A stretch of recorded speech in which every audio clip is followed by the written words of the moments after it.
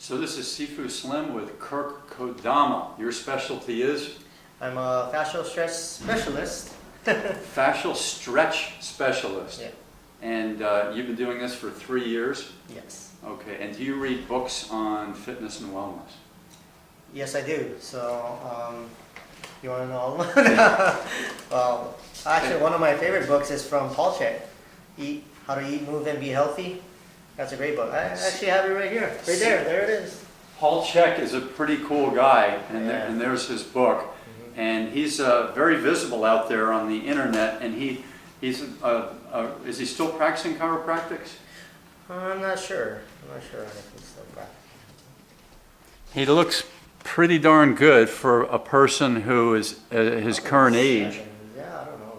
Like late 60s or 70s? Something like that. He's doing very well, and so he gives me a lot of inspiration to keep moving and keep learning about the body.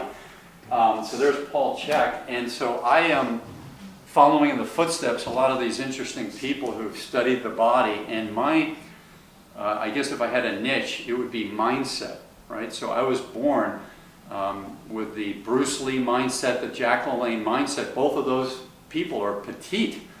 Jack LaLanne has more musculature than Bruce, but I'm very similar in musculature to Bruce Lee, very thin ectomorph. And I'm also longer, so 6'2" and a half, and I grew very quickly in high school. So I have all these biomechanical issues, and so by my nature of wanting to be able to play and compete with friends and people at school, I had to learn how to do things better because my natural build was gangly and hyper flexible and prone to injury. So I had to learn all this functional fitness and Jack LaLanne lifestyle, and Bruce Lee as well, along the way. So that's a little bit about my background. And then Paul Chek over here we just looked at is a strong build. He's a mesomorph, and he's a strong person. He might be on the thin side of mesomorph compared to Arnold Schwarzenegger, who's on the larger size. But you know, Paul Chek can put on muscle very easily, and so what an easier life that is. You're what would I say, in between an ectomorph and a mesomorph, probably in between medium and thin. Yeah. What physical things came easy to you, and what physical things came hard to you growing up? Oh. Gymnastics, was that easy or hard for you?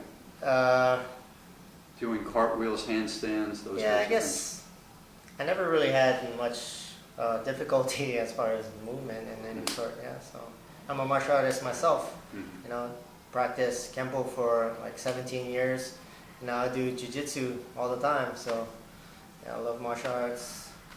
Always been pretty athletic. So along the way, I also learned yoga and functional training. And what I found, and this happened somewhat by accident, I was at a yoga class early morning. I get up and exercise from 5 to 7 in the morning, sometimes even before. And I get out there in nature, and it's always quiet at the parks and the open spaces at that time. And so it's just a lovely experience to see the sunrise almost every day of the year. And one day in the yoga class in a yoga center, the instructor was unable to make it. And so I asked this class of about 25 people, I said, hey, I have a program and I'm a personal trainer. I said, if you'd like, I can lead you through this class. And they said, sure. And so what I did is I led them through functional training first, before we did the active stretching, the resistance stretching, and before we did the yoga postures. And this group's average age was probably 60. And it was amazing to see the results that these people had more balance, more flexibility, more control over their movements because we did the functional training, the core strength training before we moved into some of the stretching and the yoga postures. And so my thinking was at the time is that they needed to warm those muscles up in a functional way and create some stability. And so maybe on fascia there was something happening. Do you have any ideas on why that may have helped related to fascia? Well, it's kind of like when we get up in the morning, right? You know, we feel a little stiff, right? We get out of bed, oh, it's a little stiff. And then we start to move, but everything starts to feel better, right?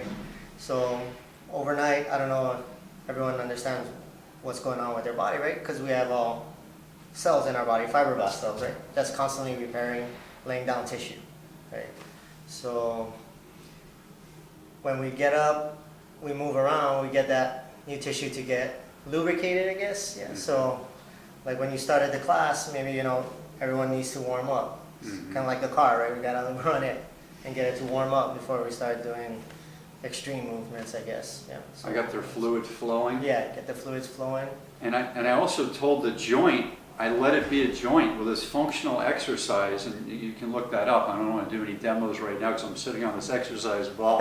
And this exercise ball is actually part of functional training. So if you're doing balancing on a physio ball, an exercise ball, that is functional training.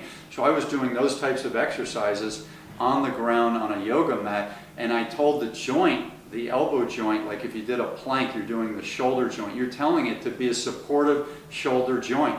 If you're doing flexibility and strengthening postures for the hip, you're telling that hip to be the hip joint and to act the way it's supposed to. So I was kind of pre-warming up everything in a way that allowed the joints to be happy doing what they're supposed to do. And the fascia was riding along with functionality as well and getting lubricated. So right.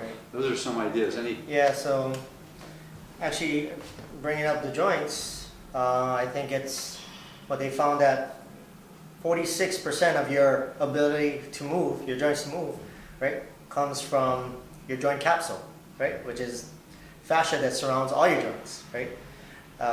And the important part is what they found in the fascia, right? They discovered that the fascia, your tissue, is actually filled with these receptors, right? They call them mechanoreceptors that sense proprioception, pressure, temperature, yeah? And they're actually, this is what actually feeds the brain the information on how well or not well a certain area in your body can move, right?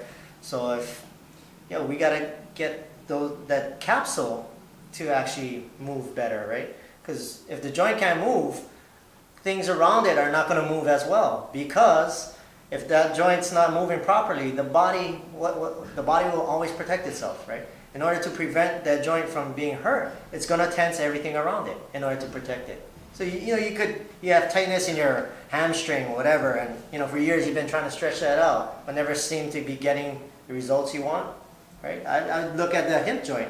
Maybe the hip joint doesn't move very well, yeah, because we got to get that capsule to move better. Then the body can say, oh, I can release this muscle now because I don't need to protect the hip, So yeah, bringing up the joint like that, like I said, 46% of your ability to move comes from the joint capsule, and then 43% of the ability to move comes also from the superficial fascia, the layer just under your skin. How well does that glide over everything, right? And 43%, that's over 80% already of your ability to move, So it's not about all about the muscles, which everybody thinks it is. I think the muscles count for like 7% of your ability to move. Crazy, people right? look at someone with big muscles and they say, Yeah. oh, strong person, must go to gym. But if you go to jiu-jitsu and you start looking at the functional strength of the people in the jiu-jitsu gym, it's pretty impressive. So Yeah. you weigh how much, Kirk? 135. So Kirk's about Bruce Lee's weight during Enter the Dragon. And how tall are you? 5'6". 5'6". So Bruce Lee was 5'7", Jacqueline was 5'6". You're right in that ballpark for Bruce. And when you go into your martial arts center and someone comes in there with all these muscles and weighs 195 pounds but doesn't know how to use their body, what happens to that person in jiu-jitsu? Oh, he gets turned into a pretzel. No. Well, not really, because he's so tight. He's so tight. It's hard to turn him into a pretzel, Yeah. but he can't move. So when he gets one of the chokes that puts pressure on his shoulder, he might be tapping out pretty quickly, Yes. even before the choke gets put in, just from his own shoulder feeling Not being able to move. Yeah, not being able to move and feeling like it's going to tear something. So he's tapping out pretty quickly. So there's some messages for you. Proprioception, the definition one that works, is your body's ability to sense and move through space. And is that important for us, this proprioception? Oh yes, very important, right? And so like I was explaining how the fascia, they found the receptors in it. It's really the the thing that feeds the information to the brain. Proprioception, right? When I'm closing my eyes, how does my body know my hand's going above my head? It's because of the receptors in the fascia. When I lift my arm, my skin has to glide up this way, the tissue under my skin has to glide down. And that gliding effect sends information to the brain, lets it know, oh, my arm's going above my head. Yeah, that's what they're finding out now with the tissue. There's some information sharing from Kirk and from Sifu, sifuslim.com, and Kirk's address is? www.stretchtowin.com. stretchtowin.com, and look up Kirk Kodama, and we're happy to have spent this time with you, so go out and treat your fascia right and learn some balance, get some balance in your life. Peace out. Well.